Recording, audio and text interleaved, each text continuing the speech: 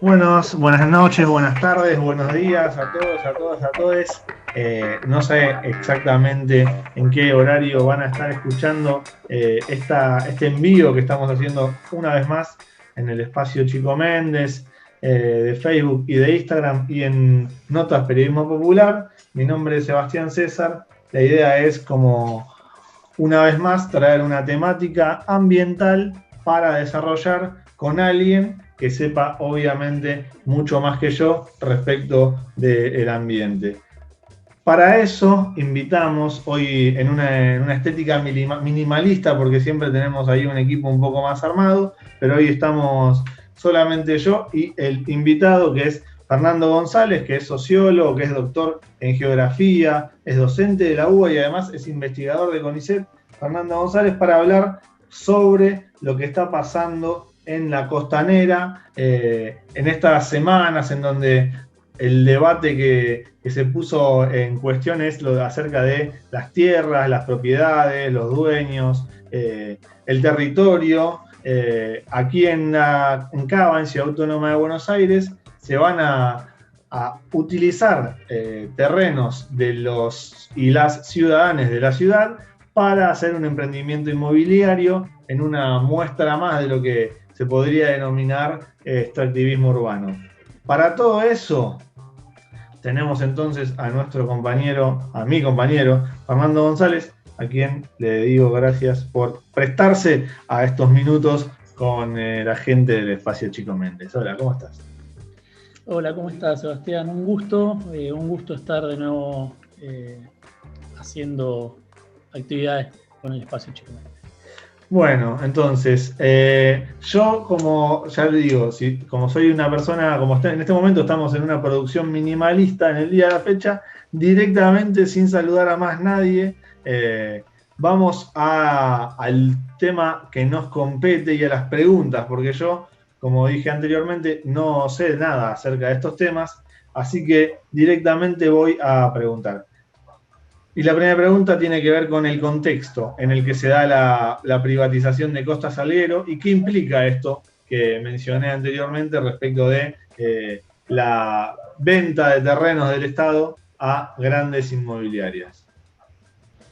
Bueno, la pregunta me parece que es central, porque hay que entender este proyecto que está queriendo votar la legislatura, que ya tuvo una primera sanción, como uno más de tantos proyectos que viene desarrollando el gobierno de la ciudad en las 4 gestiones que ya lleva el macrismo, las 2 primeras con Mauricio Macri y este segundo mandato de Horacio Rodríguez Larreta. Hay que entender este contexto más bien como algo general, algo de largo plazo que se viene llevando adelante en lo que podemos denominar como un proyecto de construcción de una ciudad de elites. Un proyecto de construcción de una ciudad entendida como lo que se denominan las ciudades globales, que buscan cada vez más atraer a los grandes capitales de diferente tipo, pero en este caso capitales inmobiliarios, pero pueden ser diferentes empresas que quieran asentarse en la ciudad y que con diferentes proyectos y diferentes herramientas, el macrismo viene llevando adelante desde la primera gestión de Mauricio Macri. Hay que decir que las primeras gestiones de Mauricio Macri no tenían el mismo, o no tuvieron el mismo énfasis que las gestiones de Horacio Rodríguez Larreta en esto, o tal vez recién estaban empezando con ese proyecto. Pero, por ejemplo, para entender qué es esto de las ciudades globales, de lo que digo, es muy importante entender cómo se busca construir este neoliberalismo urbano, que tiene que ver con esto de que las ciudades compitan entre sí para atraer capitales, esto de la competitividad de los territorios, para lo cual existen un montón de rankings a nivel internacional en los cuales las diferentes ciudades compiten para ver quiénes tienen mejores infraestructuras, mejores servicios, mejores capital humano y diferentes cosas para que las empresas vengan y se instalen. En esos rankings, por lo general, la ciudad de Buenos Aires está en una posición bastante mala a nivel global, pero a nivel regional llega a estar en un nivel intermedio. Hay rankings, por ejemplo, ridículos como de qué ciudad tiene mayores rascacielos y mayores helipuertos, cosas por el estilo. Suena ridículo, pero en esas cosas se basan las grandes empresas para decidir poner una oficina, por ejemplo. Bueno, y en ese contexto es que el gobierno de la ciudad viene implementando, más o menos desde el año 2012, lo que denominaron los distritos creativos. Los distritos creativos son diferentes emprendimientos que en diferentes barrios eximen de impuestos o le dan ventajas a las empresas para que se puedan instalar con la excusa de querer revalorizar los barrios. Obviamente A mí esta revalorización... se me ocurre Parque Patricios, que es el polo distrito tecnológico, después otros lugares que son polos gastronómicos. Exacto. Hay, de estos distritos son 4 los que tienen estatus de distrito ya con su propia ley y todo. Uno es el que nombrabas vos, el distrito tecnológico en Parque Patricios, el distrito audiovisual, que es una parte de Palermo, otra parte de Colegiales, el distrito de las artes en La Boca, creo, y el distrito del diseño en Barracas. La Boca y Barracas comparten distrito del diseño y distrito de las artes. Varias de zona sur de Capital. La Boca, Barracas. Son estrategias de revalorización, como te decía recién, de la zona sur, que obviamente es una revalorización que revaloriza el barrio, no para quienes están viviendo ahí, sino para que se instalen ahí otros habitantes y otras empresas, otras actividades. Y en ese marco es que se lanza uno de los últimos distritos, es el distrito joven, que está pensado para ser construido ahí en la costanera, entre lo que va de Punta Carrasco hasta el Parque de la Memoria, toda la franja de lo que es la costanera norte. Y en ese marco también hay que entender la reforma del Código Urbanístico que se hizo hace ya 2 años aproximadamente, que uno de sus objetivos es lo que se llama aumentar la capacidad constructiva del suelo urbano. O sea, básicamente que puedan construir más departamentos, más metros cuadrados en la misma superficie. En una misma superficie, que la superficie de la ciudad es una superficie limitada, por motivos obvios, y así es como se habilitaron, por ejemplo, la posibilidad de construir microdepartamentos, que son departamentos de 18 metros cuadrados, y en algunos barrios mayores alturas, y sobre todo esto permitió legalizar muchas obras que se habían hecho de manera ilegal, digo. Y en ese marco es que hay que entender, por ejemplo, una de las declaraciones que hizo Larreta, de que para lograr que esa mercancía, que es el suelo urbano y que es la vivienda construida como una mercancía, para que se realice efectivamente en un mercado, Larreta declaró que quería duplicar la población de la ciudad de Buenos Aires. Esto hace 2 años más o menos, cuando se empezaba a discutir el código urbanístico, llevando la población de Buenos Aires de los 3 millones que somos actualmente a 6 millones. Imagínense lo que puede llegar a ser eso. Imagínense también qué tipo de población es la que Larreta quiere traer a la ciudad de Buenos Aires, que creo además, que se visualiza bien en este proyecto de Costa Salguero. Exacto, además digo, a mí me tocó de cerca estar en Parque Patricios, y muchas de las cosas que se decían es que la propuesta del polo del Distrito Tecnológico era para atraer empresas de otros lugares a Capital Federal, y lo que terminaba sucediendo es que se mudaban empresas que estaban en Palermo a Parque Patricios porque las eximían de impuestos, pero no es que había nuevos capitales que invertían en la Capital Federal o en Argentina, sino que era una truchada de gente que se mudaba a 20 cuadras para efectivamente evitar pagar impuestos, digamos. O a veces, como sucedió, por ejemplo, en el caso de Iron Mountain, no sé si te acordás, el incendio que hubo donde murieron algunos bomberos, esa empresa tenía radicada su sede en el distrito tecnológico, pero tenía el depósito que se incendió en Barracas. Claro. O sea, simplemente pusieron una oficina en algún lugar de Parque Patricios, los eximieron de impuestos y su actividad siguió desarrollándose en el mismo lugar. A veces pasan esas cosas. Pero sí. En este contexto, digo, general, es que hay que entender lo de Costa Salguero y la venta de un montón de más tierras públicas. Pero realmente, ¿qué impacto social le tiene el traspaso de un espacio público a un espacio privado, digamos? Bueno, me parece que es una pregunta clave porque en principio porque hay que entender al suelo urbano como un recurso estratégico. El suelo urbano tiene muchas de las características que tienen muchos otros recursos, que a los que consideramos recursos naturales, como la tierra, el agua, los minerales, con la diferencia de que este recurso, en lugar de ser aportado por la naturaleza directamente, es construido socialmente.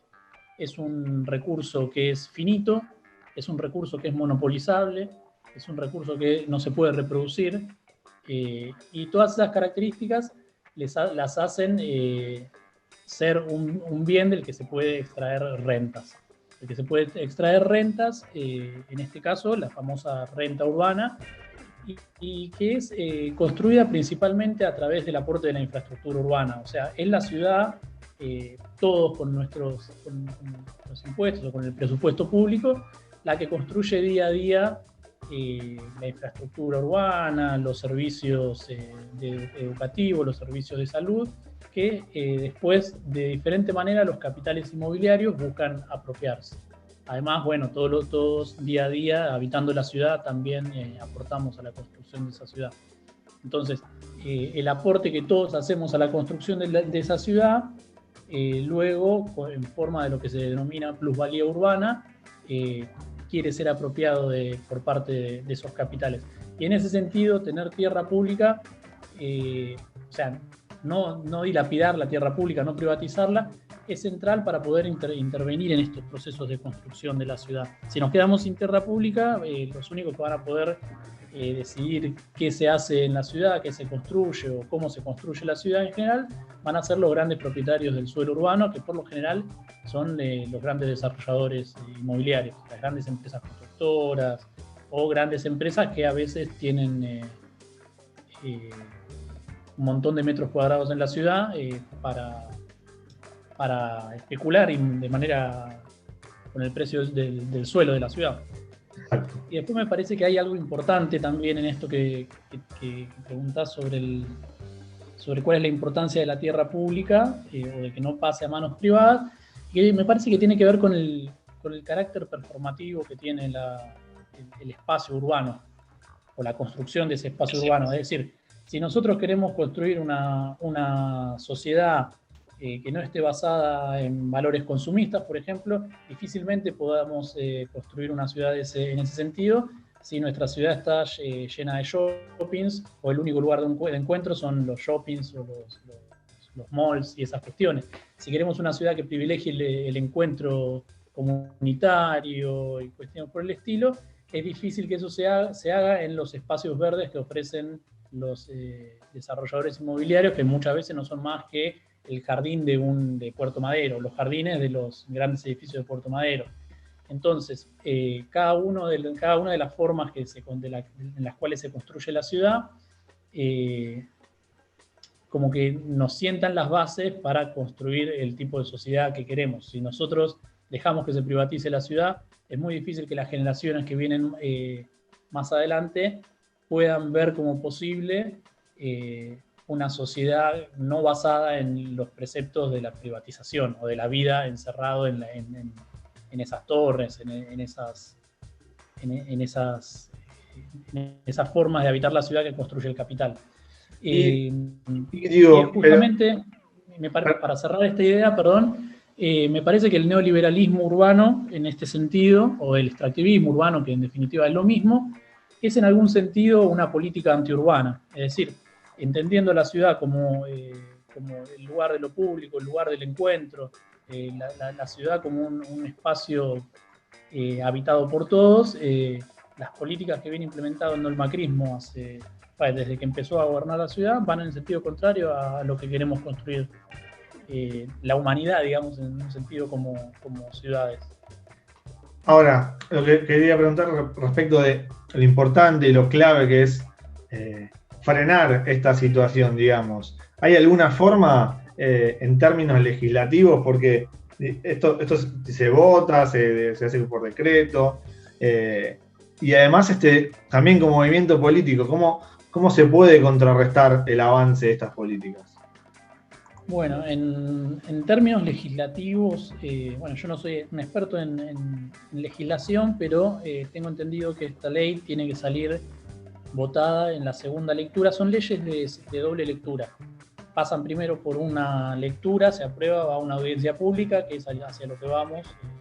Creo que si no me acuerdo mal, la fecha es el 24. No, perdón, la fecha de cierre de la inscripción es el 24, pero vamos hacia una audiencia pública donde se puede expresar todo el mundo y después se tiene que votar nuevamente y Cambiemos tiene que lograr sancionar de nuevo esa ley con los 2/3 de los votos, que serían 40 legisladores.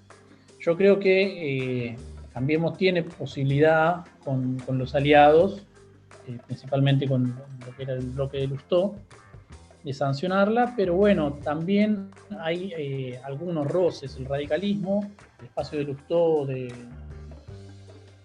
Jacobiti, y esa gente, por ejemplo, se opone a algunos de los proyectos de entrega de tierras públicas, como es el shopping de Caballito. Hay otros sectores más vecinalistas que también pueden llegar a levantar la voz contra estas políticas, pero así todo es posible a nivel legislativo que la ley salga. La ley ahora está frenada por la justicia y tal vez eso pueda llegar a reforzar algún movimiento dentro del bloque oficialista, pero es posible que la ley se sancione. Por eso me parece que como movimiento político, no solo la oposición al macrismo, sino digamos todo el grupo de movimientos sociales que hay en la ciudad, el movimiento ambiental, que con la juventud está siendo bastante más fuerte hoy en día.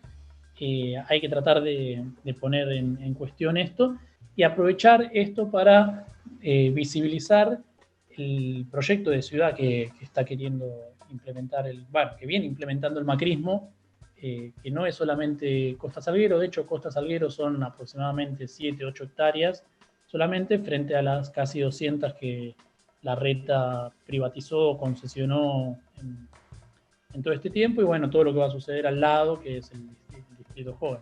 Me parece que es una buena oportunidad para hacer un poco de pedagogía política con lo que viene sucediendo en la ciudad, en términos generales, y no solo con este tipo de proyectos de venta de tierras públicas, sino también con un montón de otras políticas que a veces incluso nos parecen buenas, que son reivindicables y que tienen de trasfondo un proyecto de más negocios inmobiliarios. Digo, por ejemplo, lo que es la elevación de las vías del tren San Martín, que se hizo en toda la traza. Ahí detrás de eso no solo hay una política de solucionar problemas de tráfico, embellecer un poco la ciudad, sino que toda esa tierra que estaba en los bordes de las vías era un capital muy atractivo para el negocio inmobiliario. Entonces, tanto eso como un montón de cosas que se hacen en el sur de la ciudad, que a veces nos parecen bien, o a la gente no le parecen bien porque revaloriza la ciudad, como suelen decir, o la embellece. Todas esas políticas también tienen por detrás un proceso de mercantilización de la ciudad. Y además, o sea, porque recién estábamos enfocando todo lo que tiene que ver con lo público y lo privado y cómo traspasa las propiedades, o sea, lo que es el del pueblo, digamos, a manos privadas que lo explotan. Pero además tiene otra cuestión el tema de la costanera, que es los espacios verdes, digamos. ¿Por qué son necesarios los espacios verdes en la ciudad? Bueno, los espacios verdes en la ciudad son sumamente necesarios, no solo en la ciudad de Buenos Aires, sino en todo el mundo, por un montón de cuestiones que tienen que ver con lo ambiental, es decir, con lo estrictamente ambiental. Los espacios verdes públicos son sitios que sirven para la captación de carbono en la lucha contra el cambio climático, sirven como regulación hídrica, por el famoso efecto esponja, es decir, que absorben las lluvias y evitan las fuertes escorrentías, o sea que se acumule agua en las calles y que corra hacia el río, o que corra en el sentido de la pendiente en las calles. Sirve para regular temperaturas en momentos del cambio, bueno, en esta época de cambio climático, pero sobre todo en las épocas de verano. Reducen la contaminación acústica, tienen un montón de beneficios en términos estrictamente ambientales, pero me parece que es muy importante resaltar lo que decíamos antes, el espacio público, o los espacios verdes públicos, es decir, porque también se puede hacer espacios verdes privados, como los techos verdes y muchas otras cosas que quise implementar el macrismo. Los espacios verdes públicos son espacios de encuentro, espacios compartidos, espacios de mixtura social. Entonces, en ese sentido, me parece que es vital reivindicar la necesidad de ampliar los espacios verdes públicos, pero sobre todo en un sentido de clase me parece que es central ponerlo sobre la mesa, porque ¿quiénes son los que más necesitan los espacios verdes urbanos, públicos? Son los sectores populares, son los que no tienen viviendas con amenities, que no tienen un jardín, que no tienen una pileta compartida en el edificio, que no tienen casa de fin de semana para acceder a ninguna de esas comodidades, que por lo general las clases medias, mal o bien, encuentran sus formas de acceder. Pero en este sentido también hay que tener cuidado con una cuestión, es que en la política de mercantilización de la ciudad que propone el macrismo hace mucho tiempo, los espacios verdes también pueden jugar un rol importante. Es decir, los espacios verdes, como embellecen la ciudad, pueden aumentar el valor del suelo. Y si aumentan el valor del suelo, pueden hacer que esa zona donde se construyen ciertos espacios verdes generen los famosos procesos de gentrificación, o sea, de expulsar la población que está viviendo en esa ciudad por otro tipo por población de mayores ingresos. Entonces, hay que tener también cuidado de que hay que reivindicar y pelear por espacios verdes, pero al mismo tiempo que esos espacios verdes no generen estos procesos, que es algo difícil, pero nosotros, digamos, como movimiento político, como organizaciones populares, tenemos que tenerlo presente, porque si no vamos a colaborar también en el proyecto de mercantilización de la ciudad del macrismo. Exactamente, bueno, hablamos entonces con Fernando González, ya dijimos, lo presentamos al principio, que es sociólogo, que tiene un doctorado en geografía, que además es docente de la UBA e investigador del CONICET. Todo esto, me imagino, todo lo que tiene que ver con los cuidados de los espacios verdes, así como sucede con los ríos, después no se respetan, pero tienen determinada legislación. Aquí me imagino que los espacios verdes también, el acceso, el uso, la explotación de los espacios verdes tiene algún tipo de legislación. ¿Hay alguna normativa vigente con los espacios verdes? En este momento, de hecho, la legislatura inició un proceso, bueno, las comunas también están participando, los consejos consultivos, de un proceso de discusión del plan urbano ambiental. Tanto el Código de Planeamiento Urbano como el Plan Urbano Ambiental son algunos de los instrumentos legislativos que sirven para controlar qué es lo que sucede y qué es lo que se proyecta que vaya a suceder con los espacios verdes. Ahora, el tema es que frente al avance inmobiliario, estas leyes muchas veces son letra muerta.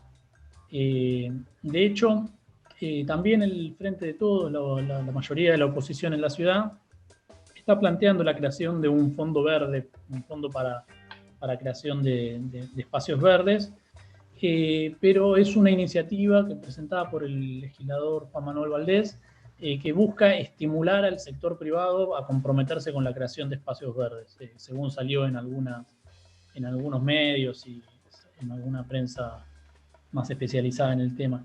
El tema con proyectos como estos es que es medio ingenuo pensar que los desarrolladores y las constructoras van a asumir un compromiso de crear espacios verdes sin poder apropiarse de los beneficios que ese espacio verde genera. Si ellos ofrecen espacios verdes, va a ser a cambio, por ejemplo, de que en esa zona puedan el valor del metro cuadrado subir mucho más. Digo. Entonces hay una mirada medio ingenua, me parece, en ese proyecto, que en verdad todavía no está cerrado. Obviamente supongo que es parte de la discusión que se va a dar, pero me parece que para profundizar la política de espacios verdes hay que animarse un poco más. Siendo oposición es difícil, obviamente, pero si queremos espacios verdes y públicos, necesitamos controlar los procesos de venta de tierra pública, necesitamos frenarlos, Necesitamos de alguna manera construir alguna especie, no sé, de banco de tierras o algo por el estilo que pueda adquirir herencias vacantes, tierras por deudas. Es decir, el capital nunca va a ser un recurso como la tierra urbana, que es uno de los recursos a nivel mundial más codiciados. Incluso nada, se vende como una commodity más en el mundo, sin recibir nada a cambio. No sé, es pedirle al capital que ceda bastante. No digo que no, de hecho el gobierno de la ciudad con Larreta los últimos años ha creado espacios verdes en algunas, no sé, al costado del cementerio en Chacarita, por ejemplo, ha hecho algunas cuestiones, pero sin una política agresiva de recuperación de tierras es medio difícil de poder pasar a la ofensiva en este terreno, digo. Aparte porque la ofensiva, digamos, la vienen llevando los dueños de la tierra. Y exacto, para terminar, para cerrar así este gran columna, este gran espacio que estamos llevando a cabo, tiene que ver con, o sea, vinimos planteándolo por todo cómo se expuso en los medios, lo que tiene que ver con Guernica, lo que tuvo que ver con el conflicto con Echeverre, digamos, y lo poco que está visibilizado el tema de este tema que nos ocupa en este momento, que tiene que ver con el polo joven en la costanera. Como o sea, cuando los dueños de la tierra son los que la explotan, o como cuando los que no somos dueños de la tierra, sino los sectores populares, tratamos de hacernos de él. Entonces, eso está muy bien enmarcado en los medios, digamos, de esa manera. ¿Vos lo ves de la misma manera? ¿Cómo pensás que, o sea, ves una diferencia en los medios de comunicación de cómo tratan estas disputas o es una cuestión que estoy flasheando yo solo? No, por supuesto, pero yo sería incluso un poquito más atrevido en este sentido. Me parece que, a ver, los medios nacionales, los más tradicionales, no suelen cubrir este tipo de cuestiones, obvio, como decís vos, cuando los dueños de la tierra son parte de las empresas. Es decir, el Grupo Clarín también tiene intereses en un montón de conglomerados y debe ser accionista de varios de estos pulpos que compran tierra pública y se quedan con la tierra de las grandes ciudades. En los bordes de las ciudades también sucede, en lugares como Guernica. Pero el problema es que en medios más alternativos o más progresistas, por decirlo de alguna manera, tampoco esto tiene una cobertura demasiado importante. Queda como un tema de especialistas. Por ejemplo, muchas de estas cuestiones, por dar un nombre sin herir susceptibilidades, en página 12, por ejemplo, estos temas suelen quedar en un suplemento que tiene 2 páginas, perdón, 2 tabloides, que es el suplemento Metro Cuadrado, creo que se llama, o algo por el estilo, que lo leen los urbanistas, los que nos interesan estos temas, y no mucho más. Nunca aparecen cuando los temas, salvo cuando pasa lo que pasó, por ejemplo, con la represión en el Hospital Borda, que se querían vender los terrenos del centro cívico. Recién cuando pasan ese tipo de cosas, muchos medios de los que no son tradicionales, por decirlo de alguna manera, toman estos temas. Si no, siempre quedan en un núcleo más chico de debates para gente que nos interesan estas cuestiones, o para especialistas, arquitectos. Hay un montón de foros y cosas por el estilo, donde la gente discute estas cosas, pero que no llegan a los medios masivos. Y por supuesto, me parece que pedirle a un medio, no sé, por decirlo de alguna manera, como Clarín, que justamente se apropia del bajo autopista en Constitución hace varios años, que ponga en discusión estas cuestiones, es medio pedirle peras al olmo. Los medios son en algún sentido un canal de transmisión de las ideas de la clase dominante y de los intereses de la clase dominante. Por lo tanto, lo que ellos hacen es fiel a sus intereses, digamos. Bueno, clarísimo, contundente por todos lados.